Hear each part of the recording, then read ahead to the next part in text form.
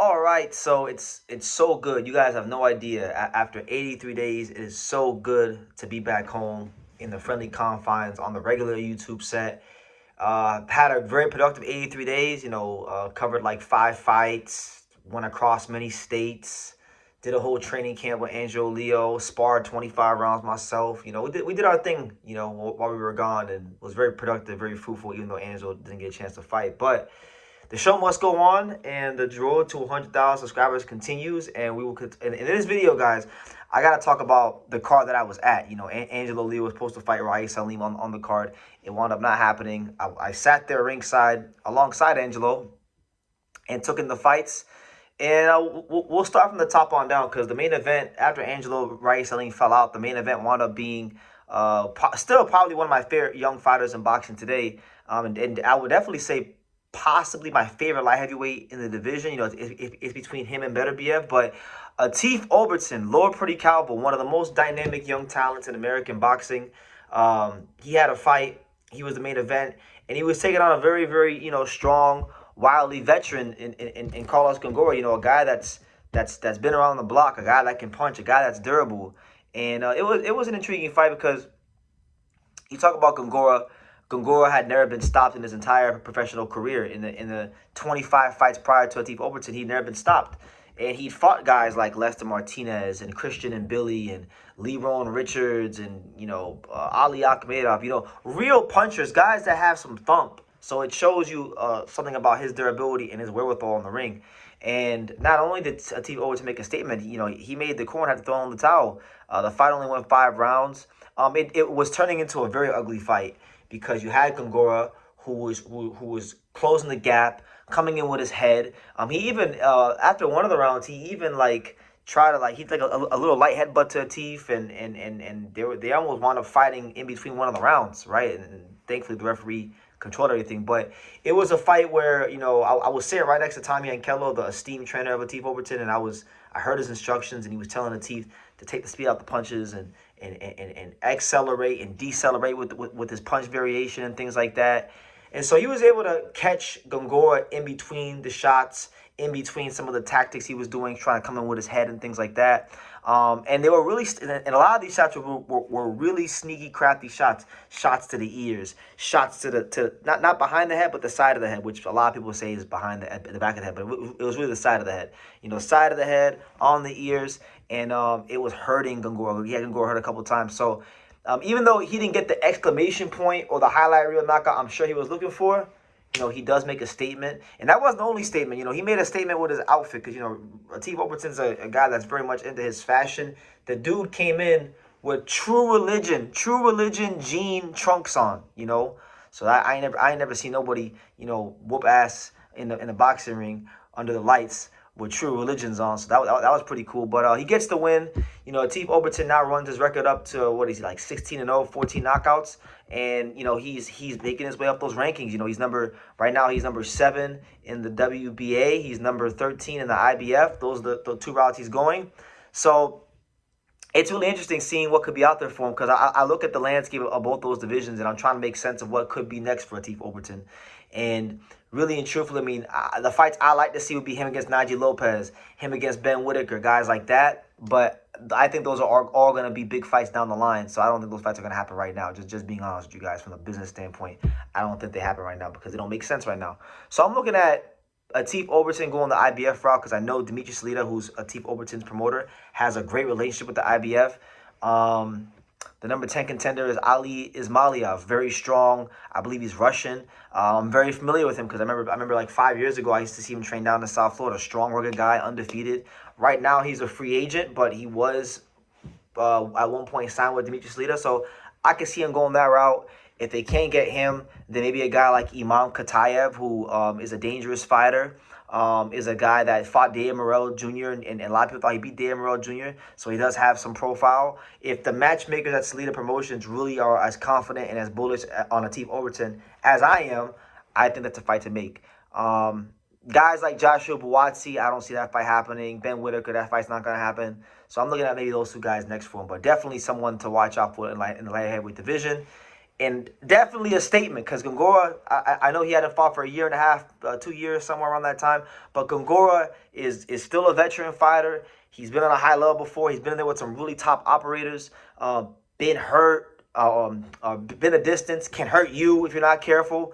And he actually was able to land a couple good shots on Atif, but Atif, did a good job rolling the shots, showing that little bit of craft that he's been, sharpening in the gym with Tommy and Kello. So, yeah, man, Atif Oberlton. Last two fights have been kind of weird. Joseph George collapses in the after the first round of their fight earlier this year. Now this fight where Gongora doesn't even show the resistance to get to the second half of the fight. So they got to get Atif Oberlton in there with somebody who offers more resistance, and I don't know exactly who that is. Atif Oberlton's, he's athletic, he's a southpaw, he's punches hard. He's not a guy that I'm sure fighters are exactly jumping up to fight. So that's my thoughts on this fight. Good win for him. On the rest of the card, just to kind of talk about the rest of the card. You had Pryce Taylor, who I like Pryce. I'm very familiar with Pryce because before Pryce Taylor was even professional, I saw him in training camp with Filip Hrgovic back in 2020 at Mundo Boxing Gym. Good fighter. He's starting to become and thrust his name into the very limited American heavyweight mix because we have like Jared Anderson, Richard Torres Jr., and then you can include a guy like Lorenzo Medina who recently lost, but he's not quite up there yet. So I would say right now it's really just Torres and Jared Anderson, right? And Pryce Taylor's starting to work his way into that mix of them guys, because he's got the promotional backing. He's making some statements here. He had a fight against the Oklahoman, Calvin Barnett, a guy from a country boy, guy who picked up boxing late, strong guy. A guy that actually took Fed Pacheco, the prospect from Top Rank, the 6-round distance. So there was a bit of, you could compare Pryce to some other American heavyweights, right? And Pryce didn't waste no time with this guy. Pryce Taylor, Deontay Wilder was in the crowd. Deontay Wilder took time out of his busy schedule where he's recovering from his right hand that he injured in the Derek Chisora fight to watch his fellow youngin, to watch his fellow American heavyweight, his sparring partner, get it in and fight Calvin Barnett, and Pryce Taylor gave him a show. He got caught early on in the first round because Calvin is a southpaw and Calvin calmed down the middle. But after that, Pryce made an adjustment and slowly but surely turned the volume up. And he's got very heavy hands. Pryce Taylor has some big ass hands. I mean, huge hands.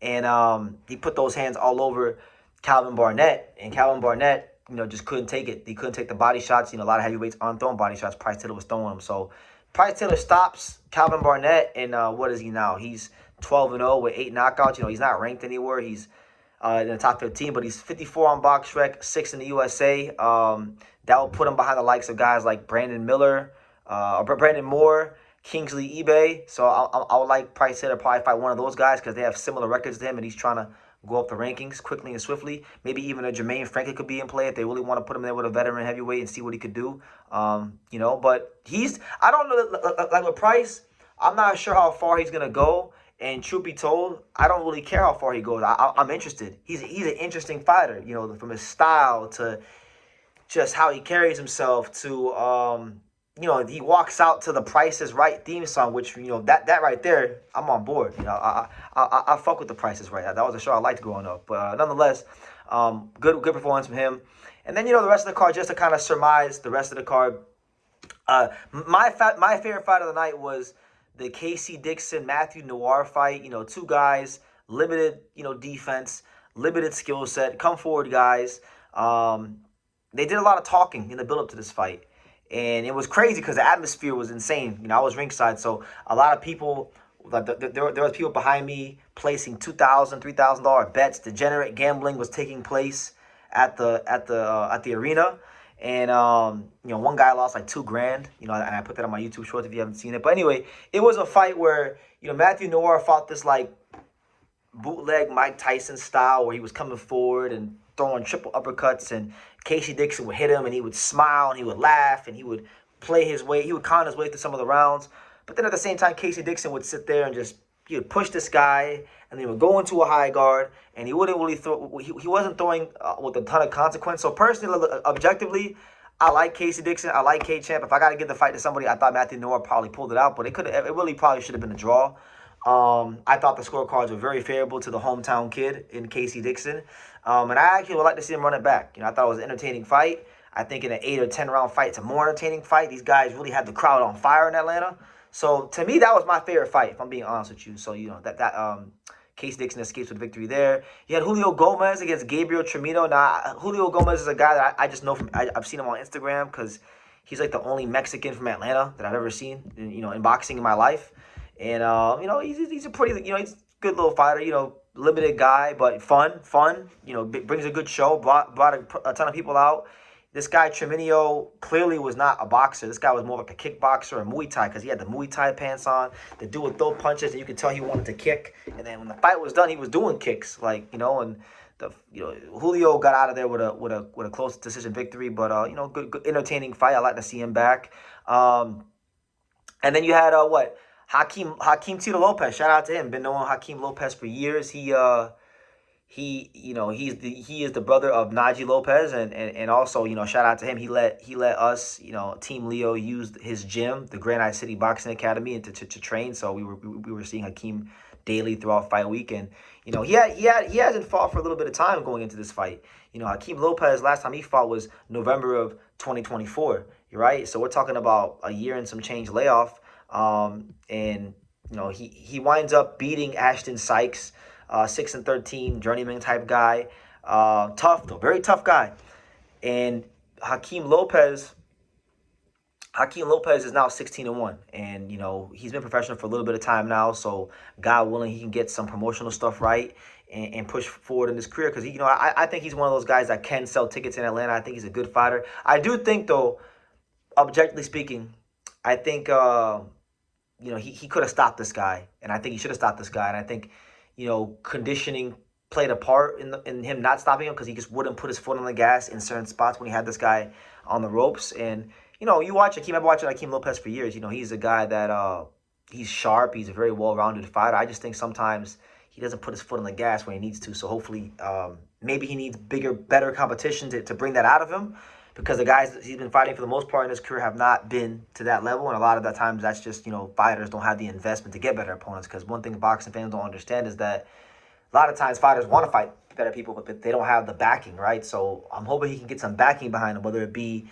Sleated Promotions, maybe signing him and doing some more fights in Atlanta, or another promoter like Pro Box investing in him. I think he's still a good fighter, and he could be a player in the 168 division, but he just needs to get some better opponents to bring more out of him. That's my professional opinion. So, that's the card. That's really what I could say about the card.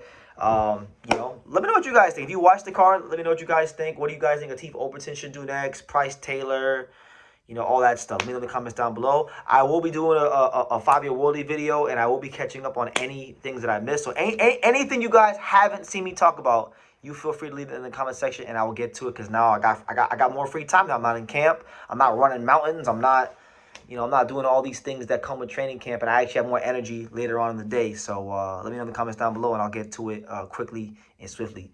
And yeah, see you in the next video.